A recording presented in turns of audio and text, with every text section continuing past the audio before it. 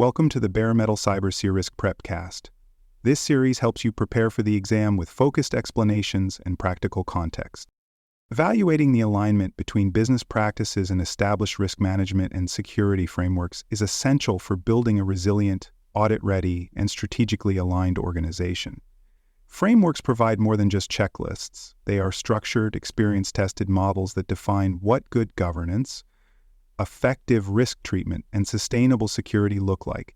They help organizations implement processes in a consistent, repeatable, and measurable way. When business practices deviate from these standards, gaps emerge that can weaken control environments, erode compliance posture, and expose the organization to unmanaged risk. C-risk professionals play a key role in assessing whether operational behaviors, decision-making, and documentation truly reflect the controls and principles outlined in frameworks like NIST, ISO, COBIT, or CIS. On the exam, when a policy exists but processes ignore it, or when behavior contradicts stated controls, this usually signals a misalignment between practice and framework. Risk and security frameworks fall into two broad categories: those focused on managing risk holistically and those focused on implementing security controls. Risk management frameworks include ISO 31000, which provides principles for enterprise risk governance, COSO ERM, which emphasizes internal control integration, and NIST RMF, which offers a lifecycle model for risk-informed decision-making in federal and critical infrastructure environments. Security frameworks include ISO/IEC 2701, which focuses on information security management systems, NIST Cybersecurity Framework, which emphasizes identify, protect, detect, respond, recover functions, and the CIS controls, which are tactical and prescriptive in nature. These frameworks define expected behaviors and provide maturity models that organizations can follow to measure progress. C-risk professionals are expected to understand how these frameworks apply to various domains and how to map internal practices to framework components. On the exam, when a question asks which framework supports a process, the correct answer reflects functional relevance, not popularity. For more cyber-related content and books, please check out cyberauthor.me. Also, there are other podcasts on cybersecurity and more at baremetalcyber.com.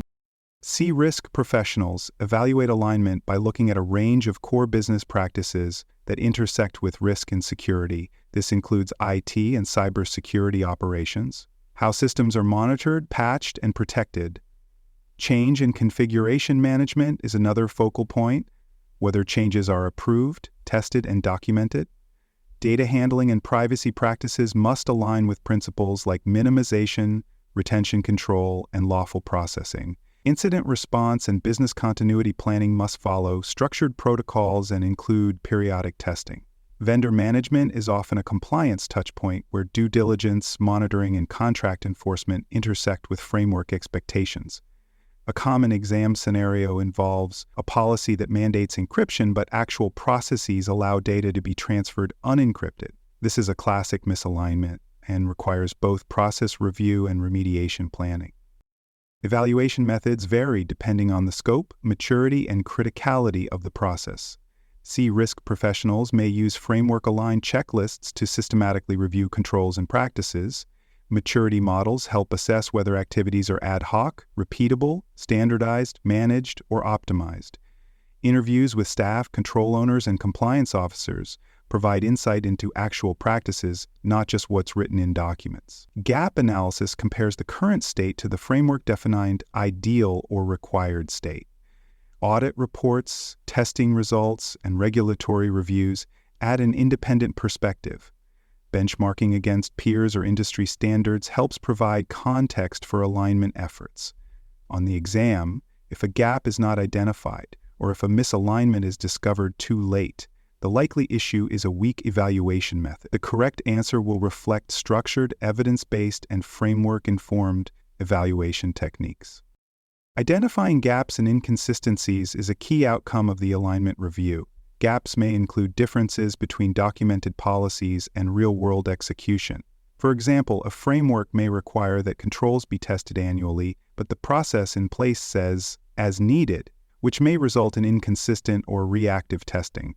Missing documentation, undefined metrics, or unassigned ownership also represent gaps. C-risk professionals assess whether roles and responsibilities are clearly defined, whether procedures are enforced, and whether there is traceability from risk to control to governance.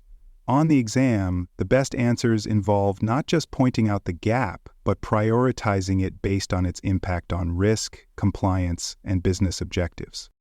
The maturity assessment supports not only gap identification but also long-term improvement. C-risk professionals ask whether a control or process is documented, whether it can be repeated reliably, and whether it is measured and reviewed. Sustainability is key. Can the process survive staff turnover?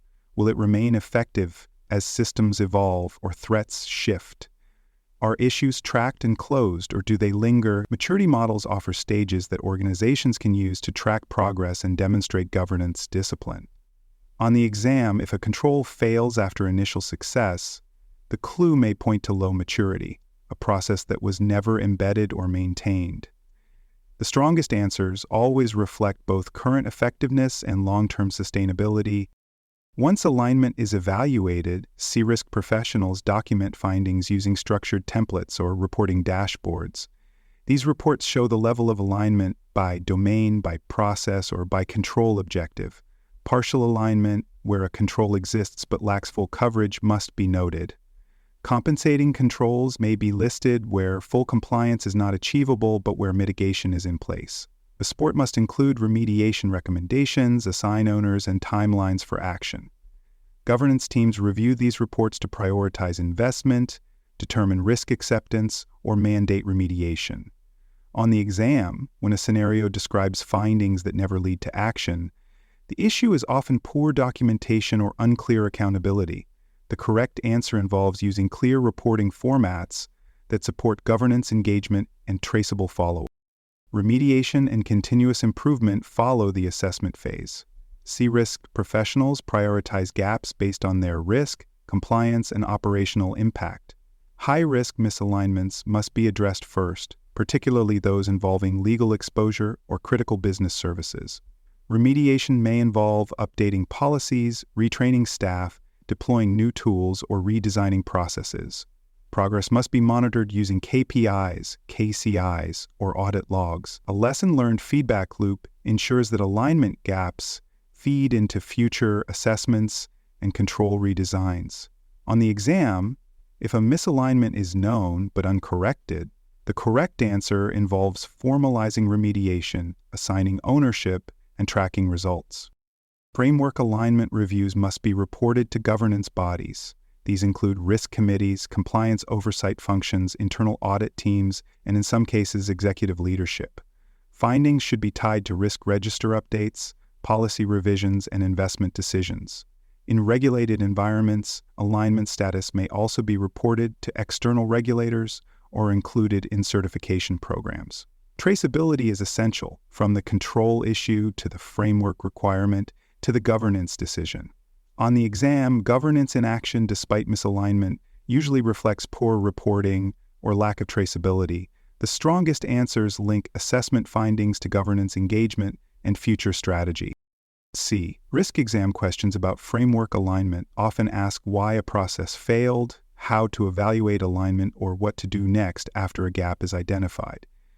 If a policy exists but the process does not match it, the answer involves a misalignment between documentation and execution.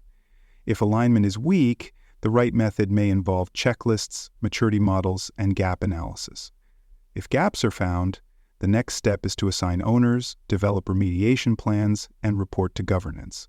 If asked which framework applies to a situation, match the framework to the function. ISO for security management, NIST CSF for lifecycle security, COBIT for governance, and ISO 31000 for enterprise risk. The best answers reflect diagnostic insight, traceable reporting, and alignment with governance and compliance expectations. Thanks for joining us for this episode of the Bare Metal Cyber C-Risk Prepcast. For more episodes, tools, and study support, visit us at baremetalcyber.com.